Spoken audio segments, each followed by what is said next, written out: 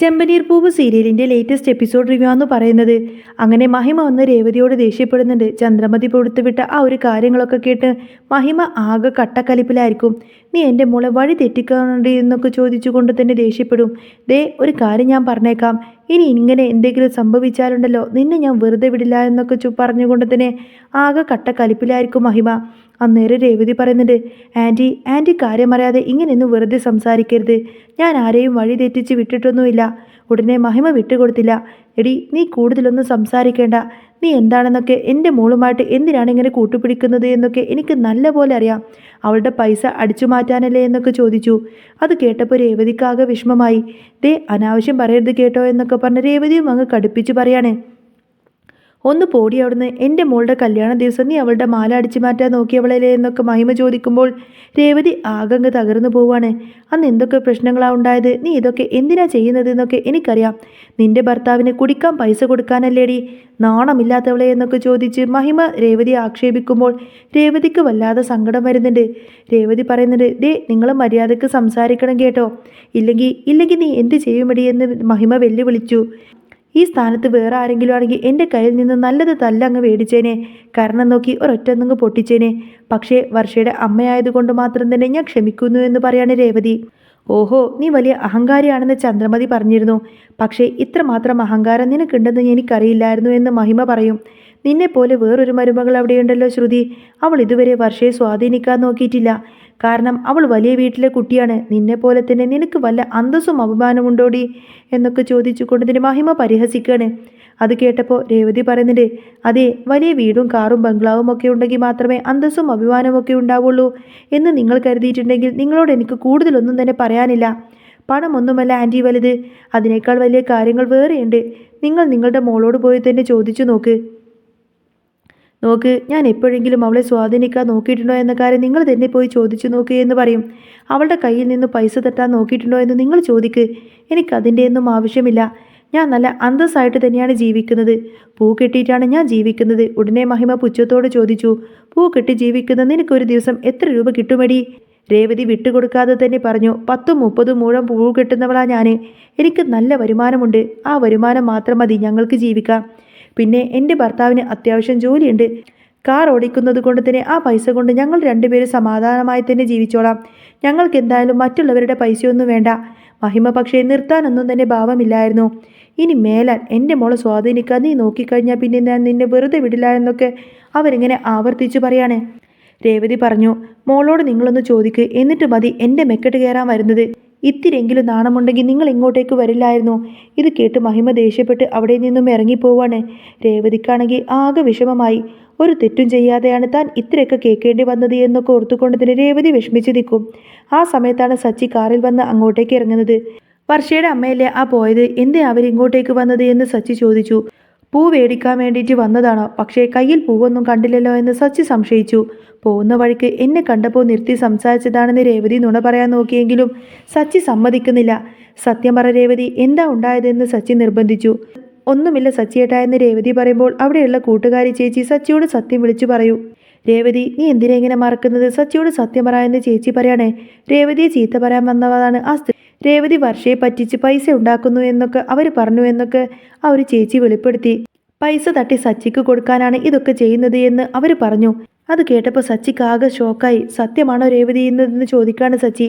അവർ പറഞ്ഞതിനൊക്കെ ഞാനും തിരിച്ച് മറുപടി കൊടുത്തിട്ടുണ്ട് സച്ചിയേട്ടാ എന്ന് രേവതി പറഞ്ഞു. എന്നാലും ഇങ്ങനെ വിട്ടാൽ ശരിയാവില്ല എന്നൊക്കെ സച്ചി ഉറപ്പിക്കാണ്. ഈ സമയം വർഷയും ശ്രീകാന്തും വീട്ടിലേക്കെത്തി. എന്ത് പറ്റി അമ്മയെന്ന് വർഷ ചോദിക്കുമ്പോൾ ചന്ദ്രമതി ഓരോന്ന് പറഞ്ഞു പിടിപ്പിച്ചിരിക്കുകയാണ്. രേവതിയാണ് ഈ പ്രശ്നങ്ങൾക്കൊക്കെ കാരണമെന്ന് വരുത്തി തീർക്കാൻ വേണ്ടിയിട്ട് അവർ ശ്രമിക്കുന്നു. മഹിമയുമായി ചേർന്ന് ചന്ദ്രമതി നടത്തിയ ഓരോ കളികളും രേവതിയെ കൊടുക്കാൻ വേണ്ടിയിട്ടുള്ളതായിരുന്നു. സച്ചിയും രേവതിയും വർഷയുടെ വീട്ടിലേക്ക് വരുന്നുണ്ട്. എടാ, നിന്റെ ഭാര്യ എവിടെയെന്നൊക്കെ ചോദിച്ച് സച്ചി ശ്രീകാന്തിനോട് ദേഷ്യത്തിൽ തന്നെ സംസാരിക്കാണ്. എന്തിനാണ് സച്ചിയേട്ടാ എന്ന് അവൻ ചോദിക്കുമ്പോൾ അവളോട് 4 വാക്ക് എനിക്ക് ചോദിക്കാനുണ്ടെന്ന് പറയാണ് സച്ചി. അവർ തമ്മിൽ വലിയ വഴക്കാണെന്ന് കരുതി ചന്ദ്രമതി അകത്തേക്ക് നിന്ന് ആസ്വദിച്ച് നിൽക്കുകയാണ്. എന്നാൽ മുറിയിൽ ചെന്ന് വർഷയോട് സച്ചി ദേഷ്യപ്പെടുമ്പോൾ രേവതിയും ശ്രീകാന്തും അങ്ങോട്ടേക്ക് വരും. അമ്മയോട് വഴക്ക് പറയാൻ രേവതിക്ക് എന്ത് അവകാശമാണ് എന്ന് വർഷ ചോദിക്കുമ്പോൾ അത് വലിയൊരു തർക്കമായി മാറി. പുറത്തു നിൽക്കുന്ന ചന്ദ്രമതിക്ക് ഇത് കേട്ട് വലിയ സന്തോഷമുണ്ടാവുകയാണ്. രവീന്ദ്രൻ അങ്ങോട്ടേക്ക് വന്നിട്ട് എന്താണ് പ്രശ്നമെന്ന് തിരക്കി. സച്ചിയും വർഷയും തമ്മിൽ വഴക്കാണെന്ന് ചന്ദ്രമതി പറയും. എന്നാൽ ഇതെല്ലാം മഹിമയും ചന്ദ്രമതിയും പഠിപ്പിക്കാൻ വേണ്ടി രേവതിയും സച്ചിയും വർഷയും കൂടി നടത്തിയ ഒരു നാടകം മാത്രമായിരുന്നു. തങ്ങൾ മുറിയിലിരുന്ന് ബിസ്ക്കറ്റ് കഴിക്കുകയായിരുന്നു എന്നും വെറുതെ വഴക്കടിക്കുകയാണെന്ന് അഭിനയിച്ചതാണെന്നും സച്ചി വെളിപ്പെടുത്തുമ്പോൾ ചന്ദ്രമതി ആകെ നാറി നാണം കെട്ടുപോവാണ്. അങ്ങനെ ഇവരെല്ലാവരും ചേർന്ന് കൊടുത്തിന് ചന്ദ്രമതിക്ക് നല്ല മുട്ടം പണി തന്നെ ആയിരിക്കട്ടോ കൊടുത്തിരിക്കുന്നത്. സച്ചിയും രേവതിയും വർഷയും ശ്രീകാന്തും ചേർന്ന് നടത്തിയ ആ ഒരു നാടകം ചന്ദ്രമതിയെ ആകെ തളർത്തി കളഞ്ഞിരുന്നു. ഞങ്ങൾ മുറിയിലിരുന്ന് ബിസ്ക്കറ്റ് കഴിക്കുകയായിരുന്നു അച്ഛാ എന്ന് സച്ചി ചിരിച്ചുകൊണ്ട് പറഞ്ഞപ്പോൾ രവീന്ദ്രൻ ഒന്ന് ആശ്വസിച്ചുവെങ്കിലും ചന്ദ്രമതിയുടെ മുഖം ദേഷ്യം കൊണ്ട് ചുവന്നു തൊടുത്തു. നിങ്ങളെല്ലാവരും ചേർന്ന് എന്നെ പറ്റിക്കുകയായിരുന്നില്ലേ എന്ന് ചന്ദ്രമതി പല്ല് കടിച്ചുകൊണ്ട് ദേഷ്യത്തോട് ചോദിക്കുമ്പോൾ വർഷ മുന്നോട്ട് വന്ന് അമ്മയുടെ കണ്ണിൽ നോക്കി പറഞ്ഞു, അതെ ആൻറ്റി, സ്നേഹമുള്ളവരെ തമ്മിൽ തെറ്റിക്കാൻ നോക്കിയാൽ ഇതിനപ്പുറം ഞങ്ങൾ ചെയ്യും. രേവതി ചേച്ചി എനിക്ക് വെറും ഒരു കൂട്ടുകാരിയല്ല, എൻ്റെ സ്വന്തം ചേച്ചിയെപ്പോലെയാണ്. ഇനി മേലാൽ അമ്മയുടെയും ആൻറ്റിയുടെയും കുതന്ത്രങ്ങളൊന്നും ഞങ്ങൾക്കിടയിൽ നടക്കില്ല. ശ്രീകാന്ത് വർഷയെ പിന്തുണച്ച് സംസാരിച്ചതോടുകൂടി തന്നെ ചന്ദ്രമതിക്ക് അവിടെ നിൽക്കാൻ പോലും കഴിയാത്തൊരവസ്ഥയായിരുന്നു.